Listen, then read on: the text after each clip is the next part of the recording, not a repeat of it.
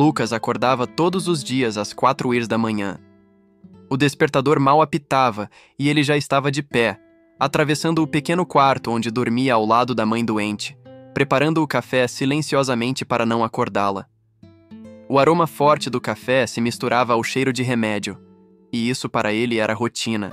Desde que o pai havia abandonado a família anos antes, Lucas assumira o papel de provedor, cuidador e filho amoroso.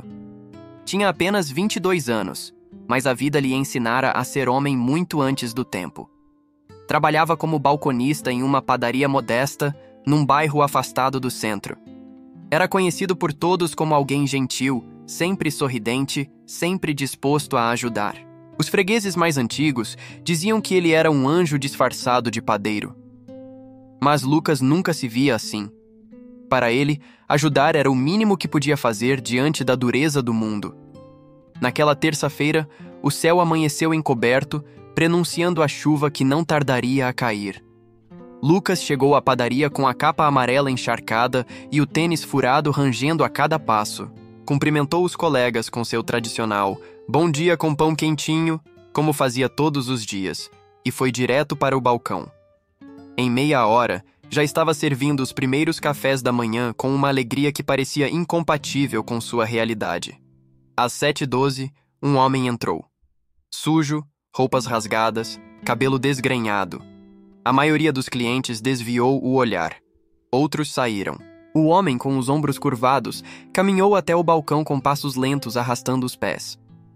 "Moço, eu só queria um pão velho. Só um pedaço. Por favor." Lucas olhou para ele. Não com pena, mas com respeito. Enxergou ali alguém cansado, com fome, com frio. E não hesitou. "Que velho, nada! Vai sentar ali que eu vou te trazer um café quente com pão de queijo saindo do forno. Tá com açúcar ou sem?" O homem, surpreso, balançou a cabeça devagar. "Com açúcar." Os colegas de Lucas se entreolharam. O gerente, um homem seco, franziu o senho, mas não disse nada. Lucas preparou a bandeja com cuidado e levou até a mesa. O homem comeu em silêncio, olhando para ele com olhos que pareciam guardar 1000 segredos.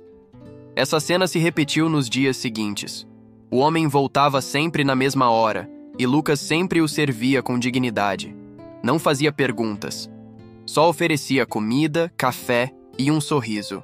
Até que, numa manhã após o homem terminar de comer, ele deixou um bilhete amassado sobre a mesa e saiu sem dizer uma palavra.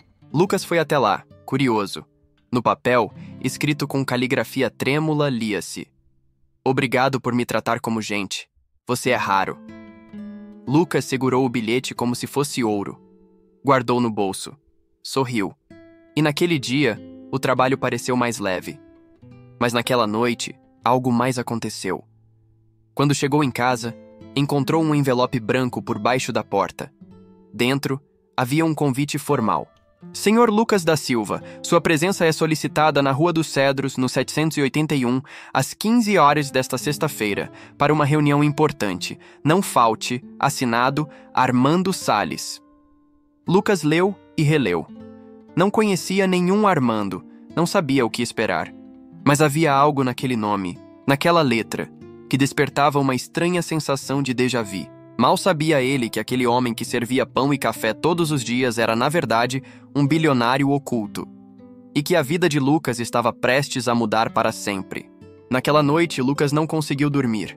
A cabeça fervilhava com perguntas que não tinham resposta. Sentado à mesa da cozinha minúscula, ele olhava fixamente para o convite. Era um papel firme, elegante, com letras douradas impressas. Simples, mas carregado de um peso simbólico. Rua dos Cedros, no 781. Ele repetia em voz baixa. Sabia que aquela rua ficava em um dos bairros mais nobres da cidade. Casas grandes, mansões, seguranças em cada esquina. Totalmente fora do seu mundo de padarias, contas vencidas e receitas de chá caseiro para aliviar a tosse da mãe.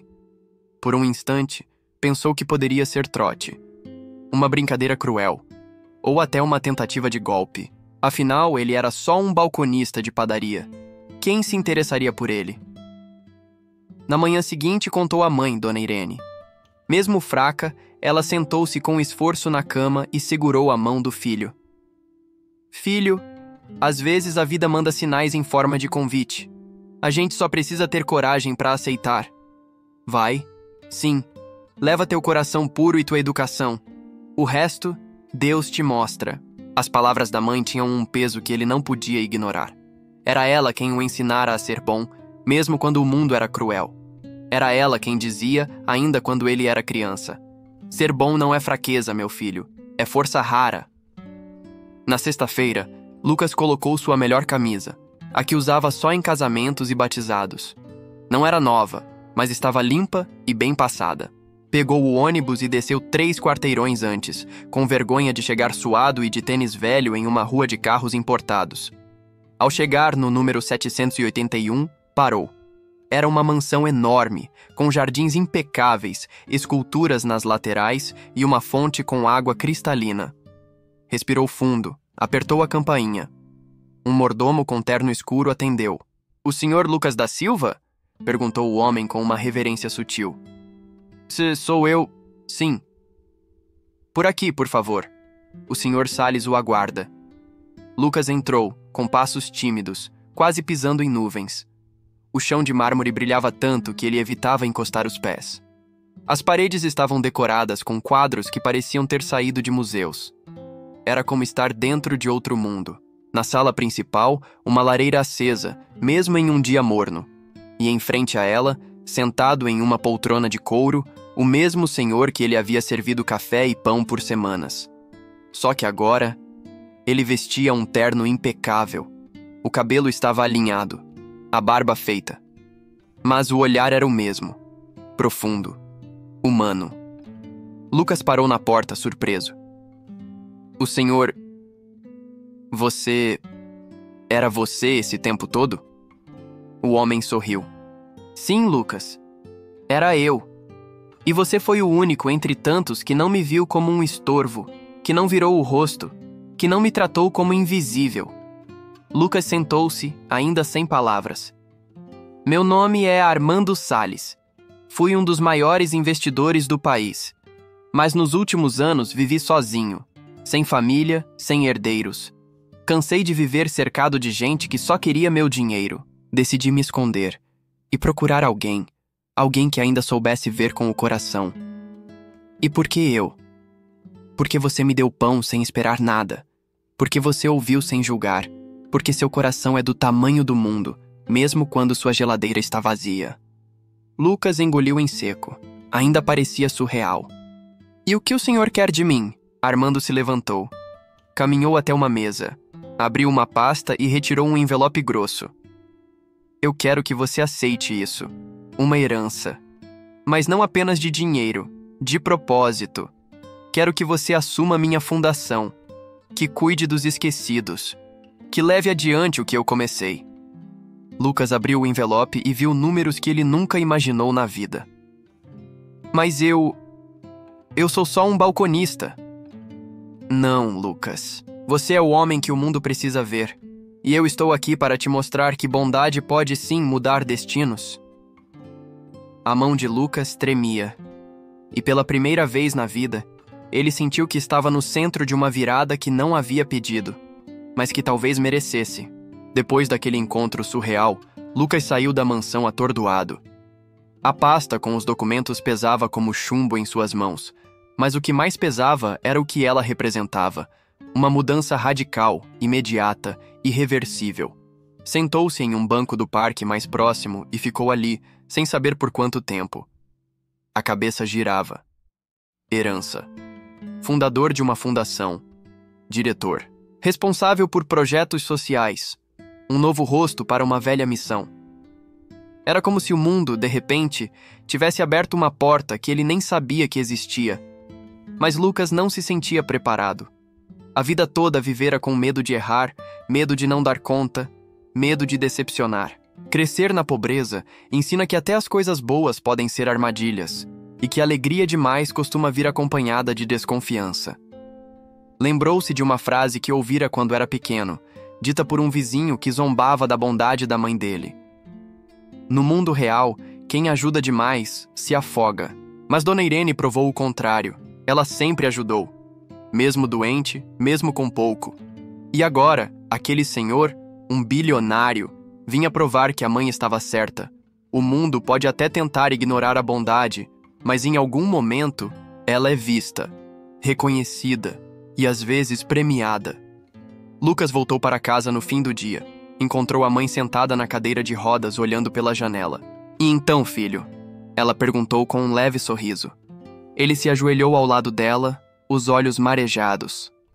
Mãe, ele quer que eu assuma uma fundação, uma fortuna. Quer que eu ajude as pessoas, que eu leve adiante o que ele começou. Ela o segurou pelas mãos, com aquela força que só mães têm. Então faça. Faça com seu coração. Como sempre fez. Não tenha medo do tamanho do presente. Deus não dá cruz maior do que podemos carregar. E às vezes, Ele dá asas. Naquela noite, Lucas abriu a pasta com calma. Começou a ler os documentos, os projetos inacabados, as cartas de intenções deixadas por Armando Salles. Era um império silencioso de caridade, de centros de acolhimento, casas de reabilitação, escolas informais para crianças de rua. Tudo isso estava à beira de ser encerrado por falta de quem tocasse. Mas agora, tudo isso dependia dele. Nos dias seguintes, Lucas conheceu os coordenadores dos projetos. Visitou algumas das casas da fundação. Crianças o abraçaram, idosos o abençoaram, funcionários o olharam com esperança. O senhor é o novo diretor? Senhor, não, sou só o Lucas, o rapaz do pão com café. Mas aos poucos, o só o Lucas começou a entender. Talvez fosse exatamente isso que o mundo precisava. De alguém que nunca se esqueceu da fome, que sabia o valor de um gesto simples, que tinha no coração a medida certa entre humildade e coragem. Contudo, enquanto Lucas começava a se adaptar a esse novo papel, outras vozes começavam a ecoar. Voando mais alto, ele começava a atrair olhares de quem não via sua bondade como virtude, mas como ameaça. Quem é esse tal de Lucas que nunca estudou administração, agora mandando e desmandando? Deve estar se aproveitando do velho. Aposto que vai vender tudo e sumir. E no meio de elogios sinceros, nasciam os primeiros venenos. Lucas, ainda com o coração puro, não percebeu logo. Mas logo sentiria que para fazer o bem, às vezes é preciso lutar contra o mal. Os primeiros dias de Lucas à frente da Fundação Armando Salles foram envoltos em entusiasmo e esperança. A equipe, composta por profissionais experientes que há anos atuavam nas diversas frentes sociais da organização, recebeu o jovem com um misto de curiosidade e ceticismo. Era impossível ignorar a origem humilde do novo diretor, um balconista de padaria que, de repente, se via no topo de uma rede filantrópica milionária. E mesmo que ele tentasse demonstrar humildade e vontade de aprender, os olhos ao redor diziam o que os lábios não ousavam. Ele não está pronto. Lucas se esforçava ao máximo. Chegava cedo, lia tudo o que podia sobre a administração de ONGs, frequentava reuniões, escutava os relatos dos beneficiários, conversava com os funcionários mais antigos. Tinha fome de compreender, não apenas de comandar. Mas a desconfiança era teimosa, e os erros, inevitáveis. No terceiro dia como diretor, Lucas sugeriu reformar uma das casas de acolhimento que atendia mães solteiras em situação de rua. Era um prédio antigo, caindo aos pedaços. A intenção era boa, mas ele não consultou o financeiro antes. Resultado, o orçamento foi comprometido e um dos projetos educacionais da fundação teve que ser pausado por 2 meses. As críticas vieram como uma enxurrada. Um dos conselheiros da fundação, um advogado de meia-idade com voz firme e olhos sempre semicerrados, foi direto. O senhor pode ter boas intenções, mas boas intenções não pagam boletos. Essa fundação é séria, não um jogo de faz de conta. Aconselho que estude antes de tomar decisões. Lucas abaixou os olhos, sentindo-se pequeno como há muito não se sentia. Aquela frase ecoou como uma sentença. Mas no fundo ele sabia que o homem tinha razão. Estava tentando navegar em um oceano que nunca vira antes. Naquela noite, voltou para casa exausto. Encontrou Dona Irene com uma sopa no fogo, mesmo com a saúde frágil. Sentou-se ao lado dela e desabafou. Mãe, acho que não consigo. Não sei liderar nada. Tô fazendo tudo errado. Ela sorriu como sempre sorria quando ele exagerava na culpa. Filho, até os melhores caem, mas só os bons levantam. Você tem algo que não se aprende em curso nenhum: empatia. E tem coragem. O resto, o tempo ensina. Essas palavras o confortaram. E foi com elas no coração que Lucas decidiu mudar sua abordagem. No dia seguinte, chamou todos os gestores para uma reunião. Eu sou novo nisso e vou errar. Mas não sou arrogante. Quero aprender com vocês. Vocês conhecem esse trabalho. Eu conheço a dor de quem está do outro lado. Se juntarmos isso, podemos fazer algo ainda maior. Só peço uma chance. O silêncio reinou por alguns segundos. Depois, uma das assistentes sociais mais antigas, Dona Cida, rompeu o gelo. Então vamos ensinar. Mas avise quando quiser reformar telhado de novo, viu? Risadas tímidas surgiram. Pela primeira vez, Lucas sentiu que começava a ser aceito. No entanto, o mundo fora da fundação não era tão compreensivo. Com a exposição da nova gestão, começaram a surgir matérias sensacionalistas. Ex-balconista assume fortuna bilionária após suposta amizade com milionário. Quem é o novo filho do velho Salles? Sorte ou golpe? Pessoas do passado de Lucas, conhecidos, antigos colegas de escola, até familiares distantes, começaram a procurá-lo. Alguns com pedidos, outros com inveja mal disfarçada. E mais do que nunca, ele sentiu que estava sozinho. Um estranho em meio à riqueza, tentando provar que ainda era o mesmo. Mas havia algo que não mudava. Em todas as casas da fundação onde ele ia, encontrava crianças sorrindo, idosos emocionados, mulheres dizendo obrigado. Era ali, nos olhos de quem recebia, que ele encontrava a força para continuar. Lucas começava a entender que herdar uma fortuna não era o mesmo que ganhar na loteria. Era, acima de tudo, uma escolha diária de carregar uma missão e de honrar o legado de alguém que acreditou que a bondade ainda podia mudar o mundo. O tempo passou. Meses desde que Lucas assumira a direção da Fundação Armando Salles. De um jovem balconista de padaria, ele agora era visto, ainda com espanto por muitos, como a face de uma das mais promissoras iniciativas filantrópicas do país. Mas o que poucos sabiam era o preço silencioso que Lucas pagava por cada passo à frente. O crescimento da fundação, os novos projetos e a reestruturação das unidades mais antigas começaram a incomodar setores poderosos.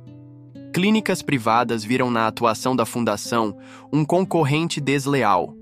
Políticos locais, cujos projetos sociais eram usados como moeda de troca eleitoral, começaram a se sentir ofuscados. E empresários do ramo da saúde começaram a se perguntar quem era esse menino pobre que agora recebia mais atenção da mídia do que eles com suas campanhas de marketing.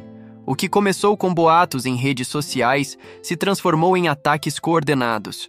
Um dossiê falso foi enviado para a Receita Federal alegando desvios financeiros na fundação. Uma denúncia anônima acusava Lucas de fraude na seleção de funcionários. Um colunista de um jornal renomado publicou um artigo insinuando que toda a história do velho bilionário disfarçado era uma invenção para criar uma narrativa heróica de marketing. Lucas, diante disso, tentou manter a calma. Mas era difícil. Não dormia mais. Passava noites revisando relatórios, tentando entender como alguém podia odiar tanto algo que só queria fazer o bem. Começou a se questionar se era mesmo o homem certo para aquele papel. Se não seria melhor entregar tudo, sumir, voltar para o anonimato. Foi quando Armando Salles reapareceu. O bilionário, agora vivendo de forma mais reservada, mas sempre atento, marcou um encontro com Lucas em uma das casas de acolhimento infantil. Quando o bem começa a incomodar Lucas, é sinal de que está dando certo. Mas, senhor Armando, estão tentando destruir tudo isso. E eu sou só um rapaz da periferia. Eles vão acabar comigo. Armando olhou para ele com a serenidade de quem já enfrentara batalhas maiores. É justamente por isso que você é o homem certo. Porque você conhece a dor. E porque você é o que eles mais temem. Alguém que não tem preço. Eles sabem comprar políticos, empresários, celebridades. Mas não sabem o que fazer com alguém que age por compaixão. Lucas sentiu um nó na garganta. Pela primeira vez em semanas, alguém dizia em voz alta o que ele mesmo sentia, mas não conseguia expressar. No dia seguinte, ele convocou uma coletiva de imprensa. Sem assessoria, sem discursos ensaiados. Apenas com verdade. Eu não sou perfeito. Errei muitas vezes. Não tenho MBA nem sobrenome famoso. Mas eu conheço a dor de não ter o que comer. Eu sei como é ser ignorado. E foi por isso que aceitei essa missão. Não por vaidade, mas porque sei que o que estamos fazendo aqui salva vidas. E quem quiser investigar, que venha. Nossas portas estão abertas. A verdade não precisa de maquiagem. O vídeo da coletiva viralizou. Em horas, foi compartilhado por celebridades, ONGs, médicos, professores. Um movimento nasceu nas redes com a hashtag #BarsELucasEVerdade. Milhares de pessoas compartilharam histórias pessoais de como a fundação os ajudara. Os ataques cessaram. As denúncias foram arquivadas. Mas o mais importante aconteceu dias depois, quando Lucas, ao visitar uma das novas unidades recém-inauguradas, foi abraçado por uma criança. O menino, de uns 7 anos, com os olhos mais maduros que a idade permitia, sussurrou: "Obrigado por não desistir da gente." E naquele abraço, Lucas entendeu que fazer o bem não era apenas lutar contra o mal. Era continuar, mesmo quando tudo mandava parar. Era resistir e amar, sempre. A repercussão da coletiva de Lucas mudou tudo. Não apenas a percepção pública sobre ele, mas também a maneira como a própria fundação passou a ser vista. De um projeto quase anônimo de caridade, a Fundação Armando Salles se transformou em símbolo nacional de resistência, empatia e transformação social. Pessoas de todo o país começaram a enviar cartas, mensagens, vídeos, relatos de vidas tocadas por algum projeto da instituição. Mas, com a nova visibilidade, veio também um novo tipo de desafio: a sobrecarga emocional. Lucas passou a ser constantemente requisitado. Entrevistas, reuniões, convites para palestras e, mais do que tudo, pedidos de ajuda. Todos os dias, dezenas de histórias chegavam até ele. Crianças órfãs, famílias despejadas, jovens querendo estudar, idosos abandonados, gente de verdade, com dores reais. E Lucas, com o coração que tinha, sofria por não conseguir dizer não. A equipe próxima começou a notar seu esgotamento. Dona Cida, a assistente social mais antiga da casa, o chamou para conversar. "Lucas, você não vai salvar o mundo sozinho. Mesmo Jesus teve 12 ao lado dele. Delegue. Confie. Senão vai acabar doente. E a fundação precisa de você inteiro, não caído." Ele ouviu. Pela primeira vez, aceitou formar um conselho participativo. Delegou funções. Confiou. E foi nesse momento de vulnerabilidade assumida que algo mágico aconteceu. A fundação se multiplicou em força. Voluntários surgiram de todos os cantos. Empresas começaram a doar. Universidades se propuseram a desenvolver programas de capacitação. Artistas ofereceram suas imagens para campanhas.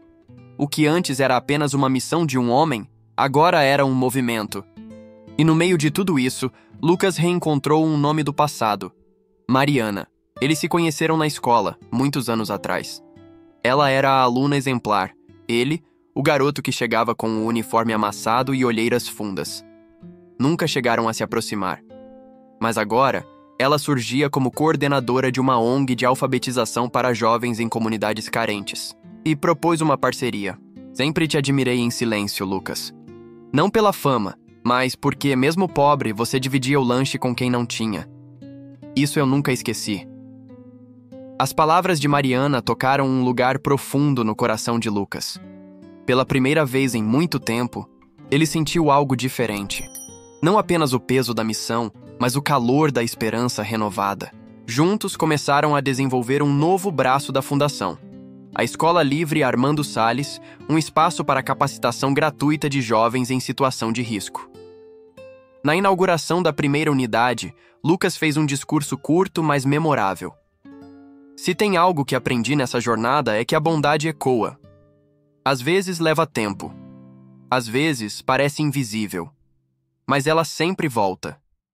E quando volta, transforma." A plateia, formada por jovens, idosos, professores e voluntários, aplaudiu de pé. Muitos choravam. E naquele dia, a emoção tomou conta de todos. Mas a história de Lucas ainda não havia chegado ao seu clímax. haveria mais provações, mais revelações. E um segredo do passado de Armando que viria à tona e colocaria em risco tudo o que foi construído. O sucesso crescente da Fundação Armando Salles era inegável. As novas escolas livres, clínicas comunitárias e centros de capacitação multiplicavam-se pelo país. Lucas tornara-se uma figura emblemática. O símbolo de que bondade, coragem e empatia podiam, sim, construir uma nova realidade social. Ele aparecia em reportagens, liderava campanhas, inspirava jovens e era cotado para prêmios humanitários. Mas toda luz projeta sombra. E a sombra do passado começava a se movimentar. Tudo começou com uma matéria investigativa publicada por um site independente. O título era provocador. O outro lado do milionário bondoso, Armando Salles, e a fortuna que nasceu do silêncio. A reportagem trazia documentos antigos, depoimentos anônimos e suspeitas sobre a origem dos primeiros investimentos de Armando. Um possível envolvimento com contratos irregulares na década de 1990. Nada comprovado judicialmente, mas o suficiente para gerar ruído. Muito ruído. Lucas ficou atônito. Ligou imediatamente para Armando, que marcou um encontro no mesmo jardim onde lhe entregara a missão meses atrás. Sentaram-se em silêncio por alguns minutos. Armando parecia cansado, mas não abatido. É verdade, Lucas. Parte da minha fortuna veio de negociações que hoje eu não faria. Nunca subornei ninguém. Nunca mandei prejudicar ninguém. Mas aceitei contratos cuja origem eu preferi não investigar profundamente. Foi omissão. E sim, arrependimento. Lucas sentiu um misto de frustração e compaixão. Parte dele queria confrontar. Outra parte compreendia. Por que não me disse antes? Porque queria ver se você continuaria a missão por ela mesma e não pela minha história. Agora você é mais forte. Pode encarar a verdade. Nos dias seguintes, os ataques na mídia intensificaram-se. Políticos contrários à atuação da Fundação usaram o escândalo para deslegitimar os projetos. Empresas suspenderam doações, parcerias foram desfeitas. E Lucas viu, com o coração apertado, tudo o que haviam construído começar a ruir. Mas então, algo inesperado aconteceu. As pessoas começaram a se manifestar. Não celebridades, não empresários, mas o povo, beneficiários dos projetos. Crianças, mães, professores, ex-moradores de rua. Eles inundaram as redes com vídeos, fotos, histórias. A Fundação me salvou. Lucas me ensinou a ler. Eu sou fruto desse trabalho. Uma corrente de apoio espontânea, poderosa, verdadeira. A hashtag Unas Não ao Silêncio virou trending topic. E a imprensa, forçada a ouvir os dois lados, começou a mostrar a verdade por trás dos muros da Fundação. Lucas, por sua vez, chamou uma nova coletiva. Mas dessa vez não foi só ele a falar. Levou uma jovem, ex-usuária de drogas, agora professora voluntária. Um idoso, ex-sem-teto, hoje coordenador de abrigo. Uma criança de 10 anos que leu pela primeira vez uma redação na frente das câmeras. O Sr. Lucas me ensinou que eu sou inteligente, disse a menina.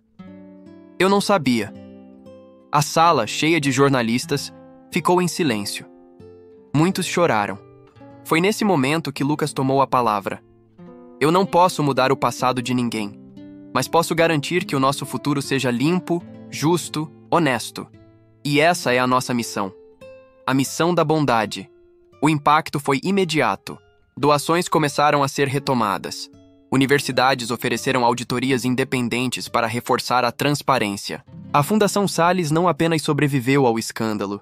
Ela renasceu, mais forte, mais real, mais humana. E Lucas, antes apenas o garoto do pão com café, agora era reconhecido como algo maior, um líder. Mas ainda assim, alguém que nunca esqueceu a simplicidade de onde veio. O que o tornava diferente de qualquer outro que tivesse ocupado uma posição como aquela. A superação da crise e a resistência pública em apoio à Fundação Armando Salles consolidaram Lucas não apenas como o diretor de uma instituição, mas como um símbolo nacional de transformação social. O impacto da sua jornada começava a ultrapassar os limites dos bairros onde a Fundação atuava. Tornava-se pauta em universidades, referência em congressos e estudo de caso em escolas. Mas Lucas não deixou que os aplausos lhe subissem à cabeça. Continuava andando pelos corredores das casas de acolhimento, sentando-se nas oficinas de alfabetização, ouvindo os moradores das comunidades como sempre fizera. A maior mudança, no entanto, foi interna. Ele já não se via como o balconista que deu sorte, mas como alguém que teve a coragem de aceitar uma missão, e isso o tornava digno dela. A fundação, reorganizada, passou a operar sob um novo modelo de gestão compartilhada. Lucas convocou um conselho misto, com especialistas e beneficiários. Pela primeira vez, moradores de rua, mães solo, jovens em recuperação faziam parte das decisões administrativas. Era a concretização de um ideal: dar voz a quem nunca teve. Foi também nessa época que Lucas e Mariana, já próximos por afinidade de valores e paixão pelo trabalho, começaram a viver um relacionamento discreto, mas profundo. Ambos sabiam que o amor que construíam era mais do que sentimento, era alicerce. E juntos lideraram a criação da Rede Escola Livre, um projeto que levaria capacitação básica e emocional a presídios, orfanatos e favelas. Em um dos eventos de lançamento, um jovem que acabara de sair do sistema prisional fez um discurso que viralizou. Aqui, ninguém me perguntou o que eu fiz, me perguntaram o que eu queria ser, e isso muda tudo. A frase estampou camisetas. Virou mural em uma escola pública. Ganhou espaço em manchetes. E cada vez mais, Lucas entendia.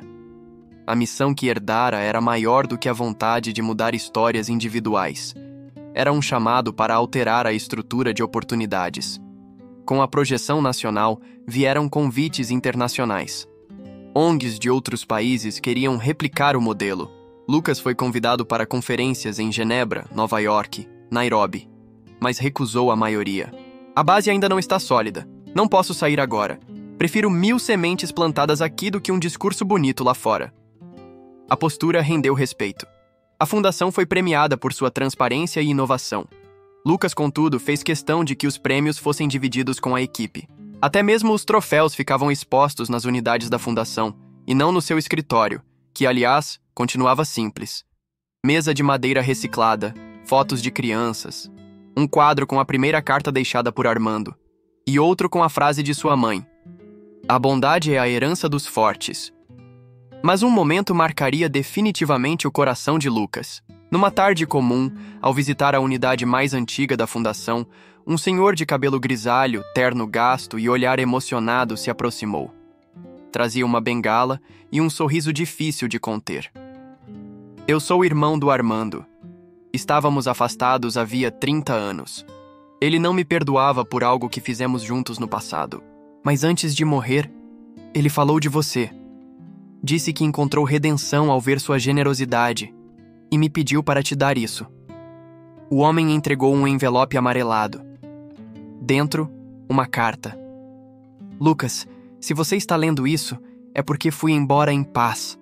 Obrigado por me mostrar que o bem não tem idade, não tem diploma, não tem origem. Que o coração é o maior currículo. Cuide do mundo. Ele precisa de você."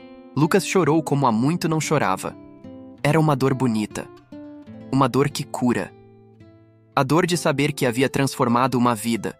E com isso, havia tocado milhares. Mas ainda restava uma etapa. A maior de todas. Aquela que definiria o futuro da fundação. E o legado que deixaria para sempre. O fim de um ciclo nem sempre vem com aviso. Muitas vezes, ele chega silencioso, disfarçado de rotina, como um pôr do sol que desce devagar e só nos damos conta quando a escuridão já tomou conta do céu. Para Lucas, esse momento chegou num final de tarde, quando voltava de uma palestra em uma escola técnica da periferia. Seu telefone tocou. Era do hospital.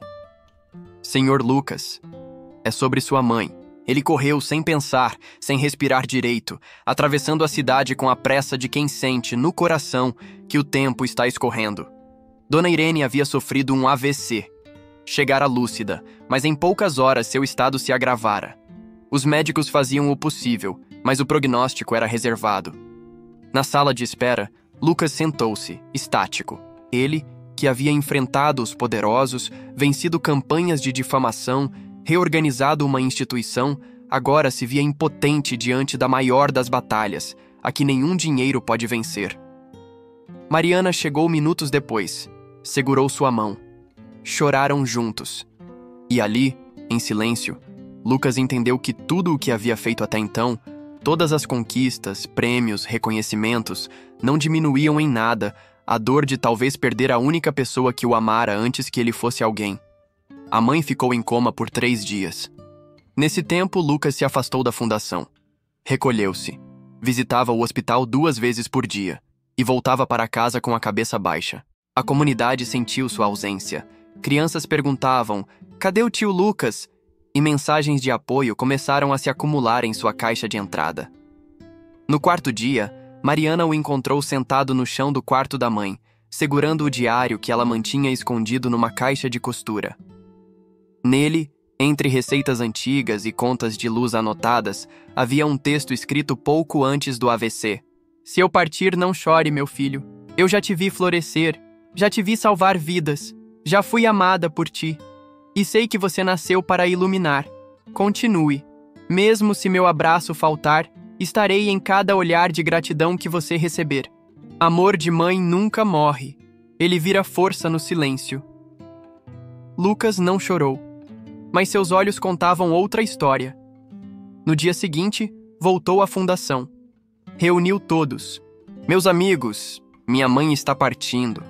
E é difícil até respirar. Mas ela me ensinou que mesmo quando a gente sente que está sozinho, a missão continua. A bondade não pode parar. E por isso, hoje, eu não venho como diretor. Venho como filho, que quer agradecer a vocês por segurarem essa obra mesmo quando eu caí." O discurso foi transmitido ao vivo. Em minutos, as redes foram tomadas por mensagens de apoio. Dona Irene faleceu naquela noite. E no velório, não houve silêncio.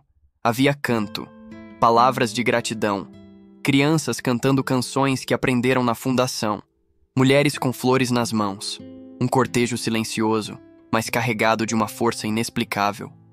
No caixão, Lucas deixou o diário da mãe e uma carta. "Você me ensinou a amar sem esperar. E agora, tudo que faço é por ti." Nos meses seguintes, a Fundação Armando Salles cresceu ainda mais.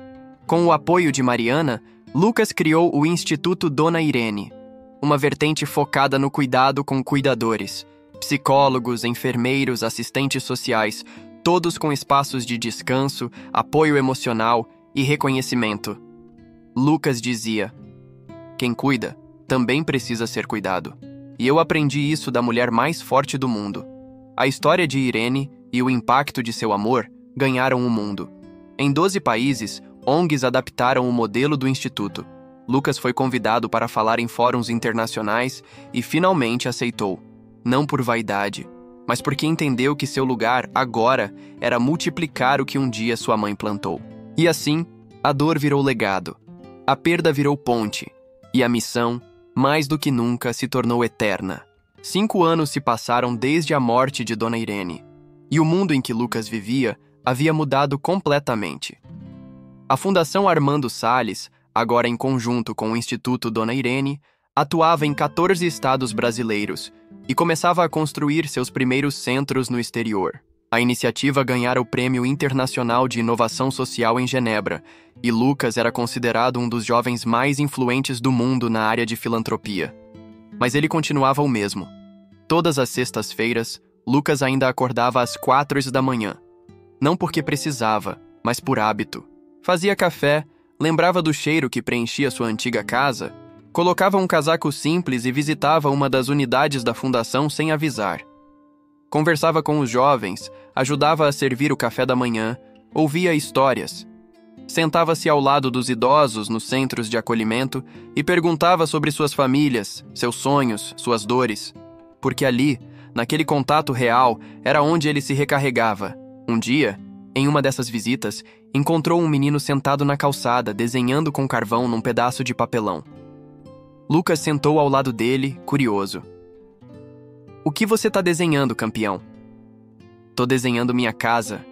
Aqui eu vou ter um dia." Lucas sorriu. E como ela é? Tem uma parede com o retrato da minha mãe e um sofá que dá risada quando eu sento, porque é quentinho. E tem uma janela que nunca fecha, porque eu quero ver o céu. O menino então olhou para ele e perguntou: Tio, você tem uma casa assim? Lucas respirou fundo, olhou para o céu. Tenho, só que a minha tá no coração, e essa ninguém tira. Naquele momento, Lucas entendeu o que sempre buscara. Não era sobre ser diretor, líder, palestrante ou filantropo. Era sobre tocar corações. Como o da mãe dele o tocou, como Armando lhe deu uma chance, como Mariana o ensinou a amar de novo, como cada criança, cada idoso, cada homem e mulher assistido pela Fundação o ajudava a lembrar quem ele era.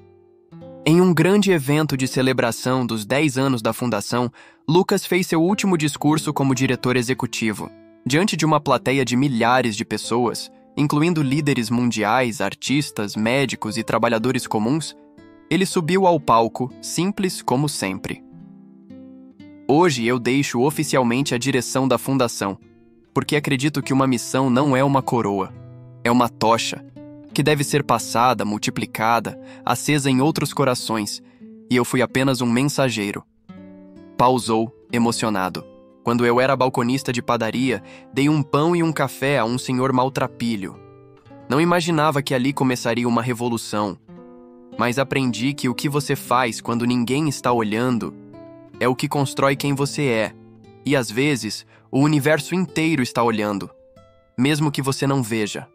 Aplausos, de pé, lágrimas, emoção. Lucas se retirou discretamente após a cerimônia. Não foi para um coquetel, nem para a imprensa.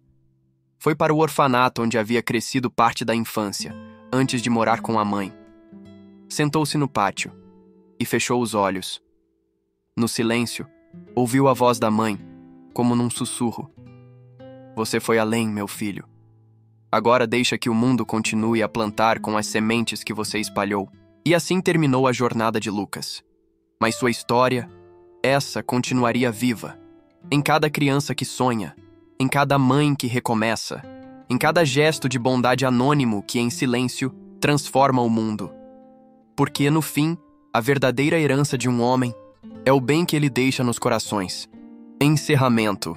E assim, a jornada de Lucas nos ensina que a verdadeira riqueza não está no que possuímos, mas no que compartilhamos. Que a bondade, mesmo quando silenciosa, tem o poder de ecoar por gerações. Que um simples gesto pode acender uma revolução de amor e esperança. Se essa história tocou seu coração, deixe seu like e compartilhe com alguém que acredita que ainda vale a pena fazer o bem. E se você já viveu algo parecido, ou conhece alguém que mudou o mundo com um pequeno ato de bondade, conte pra gente nos comentários. Nós queremos ouvir você. Inscreva-se no canal Despertar a Alma e ative o sininho para não perder nenhuma história que inspira, emociona e transforma. Aqui, cada vídeo é um abraço em forma de palavras. E lembre-se, o mundo pode tentar apagar a luz de quem faz o bem, mas a verdade é que a luz da bondade nunca se apaga. Ela se multiplica e transforma o impossível em esperança. Obrigado por assistir até aqui. Até a próxima história. E que ela também desperte sua alma.